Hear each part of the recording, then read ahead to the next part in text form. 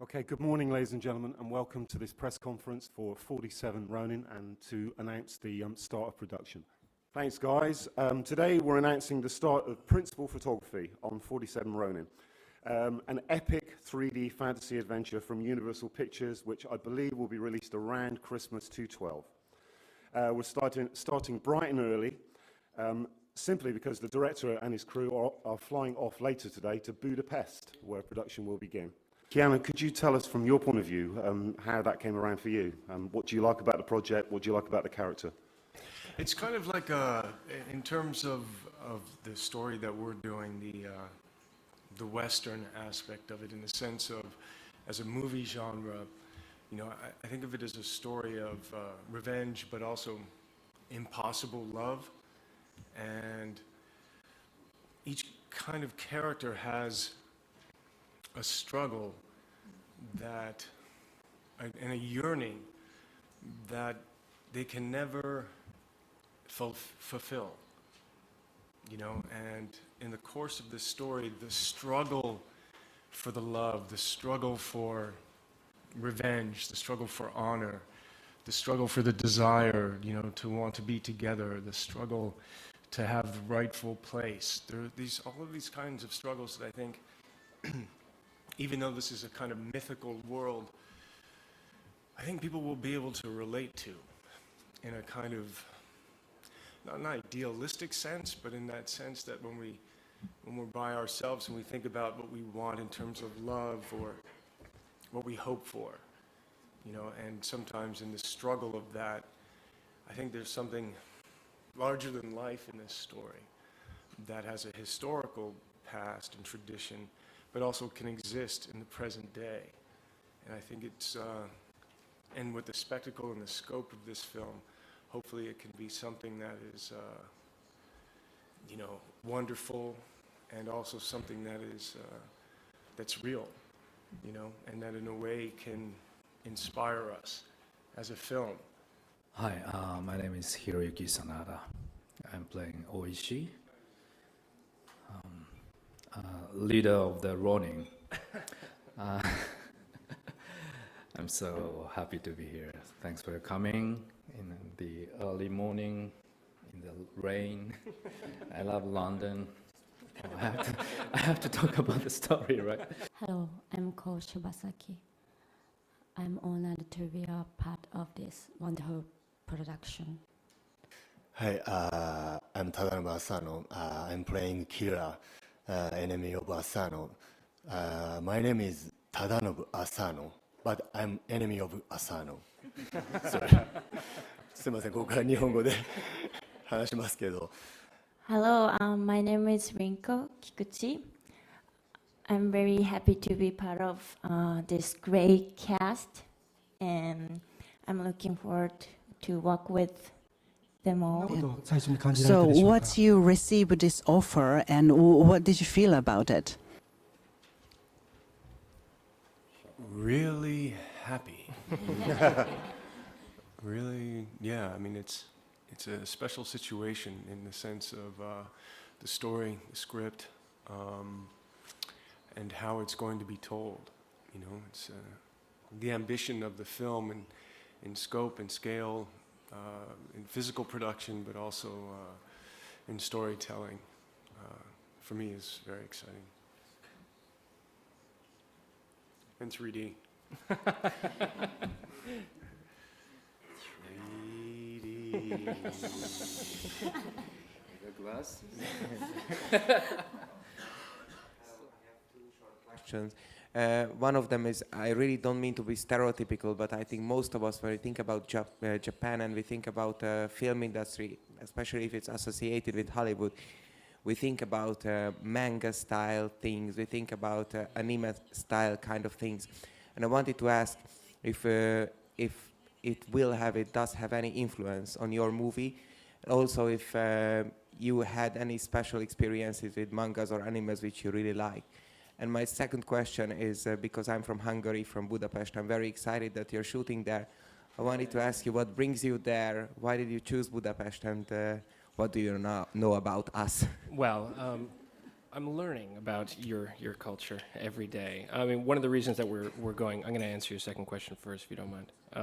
We're going to Budapest because there are some new sound stages there, and frankly, they're bigger than anything here in the UK. I mean, UK obviously has great stages, but the scope of the film is such that we needed more space to construct the palaces that we're building, giant interiors of ships.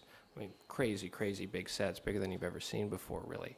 So we needed that kind of covered space, and in your country, they have brand new stages that are larger than life for a larger than life movie. So that's that. In terms of our influence, you know, listen, we've been watching more Japanese films than I think is healthy. And we've looked at every single style. And one of the things that we were thinking about from the very early days, you know, how do you categorize this film? What is it going to look like? Because we all say it's going to be like something you've never seen before. But everything has an inspiration. Everything has some sort of nucleus that inspires you. And for us, for me at least, I looked at some of the paintings. You know, you look at Hiroshige, Hokusai. You look at these worlds that seemed like manga. I mean, if you're talking about manga, you have Hokusai as sort of the godfather of what has turned into manga. And so we went back and we looked at that. And then in terms of contemporary influences, we looked at, you know, Miyazaki, obviously, right? He's a genius. So, you know, we were looking at that. But in terms of what this film is going to be, it's going to be unique in its own way, and it's going to be very grounded. Yes, it's a larger-than-life fantasy world, but it really is the fantasy of Japan, and we're grounding it, making it real, so you can connect with it emotionally. And I think that's something that we all aspire to, and that's where this wonderful cast comes in. Is how do you create a world like you've never seen before, but you ground it in a way that has emotional resonance, and that's what these folks bring to it. Does that answer your question? Great. I have a question for Keanu Reeves. We were just talking about anima style, and I think it helped, like Chihiro and Princess Mononoke, it helped to really help the Western audience to show the exuberant diversity of Japanese culture and bring, you know, Japanese films to a larger Western audience. Do you remember like an initial encounter with Japanese culture, perhaps at a very young age, yourself? Some sushi? We'd have some sushi. I mean, I don't. Yeah, I think haiku. Yeah, probably there. And then as I got older, probably cinema. You know, I grew up in Toronto, and there's you know, Japanese culture there. But probably through films too, as a young person. You know, like when you're 7 or 8. You know, you're watching television, and in Toronto there was, you know, some Japanese films. Godzilla. Right. You know, but also just some other, I remember just other Japanese, I guess some of the films then were more of, I mean, also like from what Toho was releasing, you know, was that those kinds of action science fiction kind of, and then kind of becoming in my teens, it was Kurosawa, you know, I guess, and so I would say that, you know, and then when I first went to Japan in the early '90s for some promotion, and that was fantastic. That was just another world to me, you know.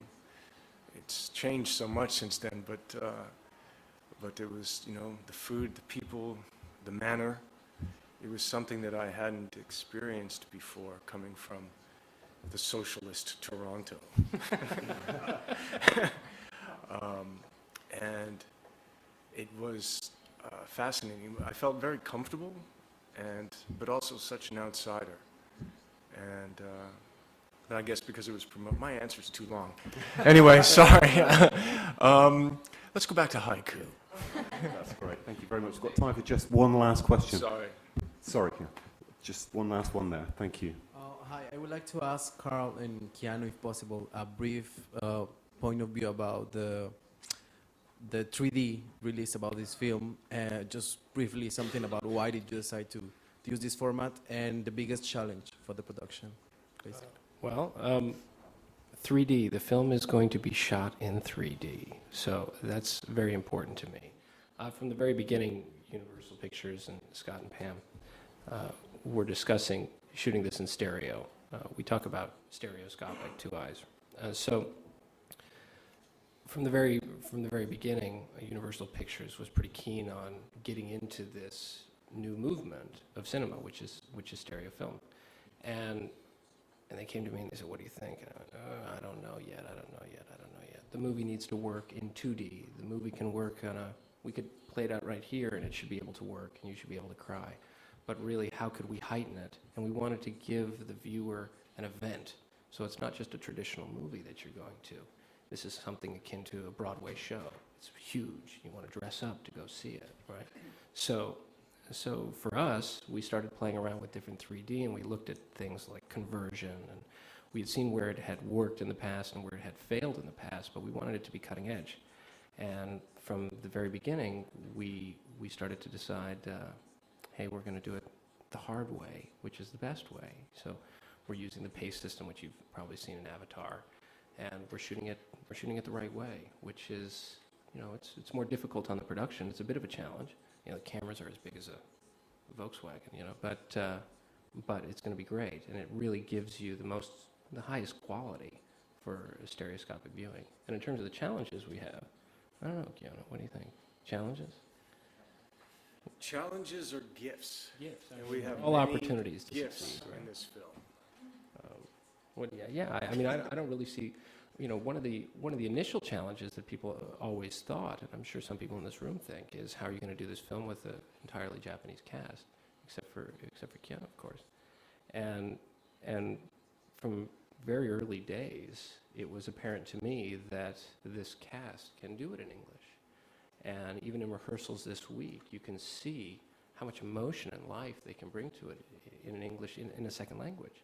And I think to myself, I went and I tried to learn Japanese. I couldn't, to save my life, But it really let me appreciate just the tremendous effort that these men and women have gone through in order to be able to do a film and have it ring true emotionally in a language that's not native to them. And so while I thought that was going to be a challenge, it ended up being a tremendous success already. So I say any challenge is really opportunity to succeed, and they've done it.